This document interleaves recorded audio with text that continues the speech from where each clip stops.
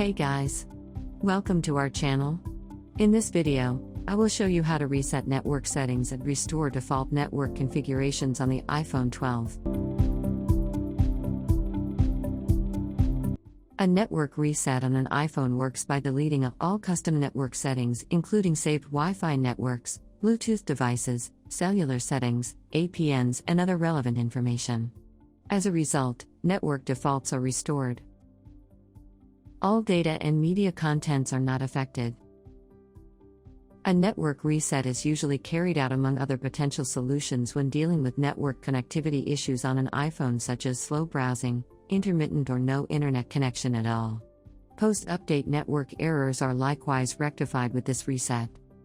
The following steps demonstrate the actual process of performing a network reset on the iPhone 12. First, tap the Settings icon from the home screen to launch the main Settings menu with all the built-in iOS features and services. To continue, find and then tap General. Another menu opens, highlighting General Settings and options that you can manage. Scroll down to the bottom of the list. Then, tap Reset. Different reset options will load up on the next screen. Select the option to reset network settings. Then, enter your passcode to proceed.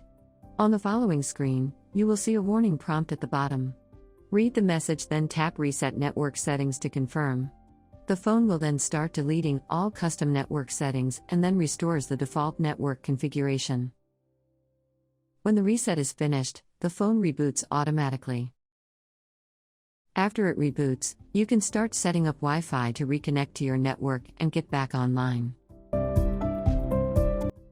And that's how to reset network settings on the iPhone 12.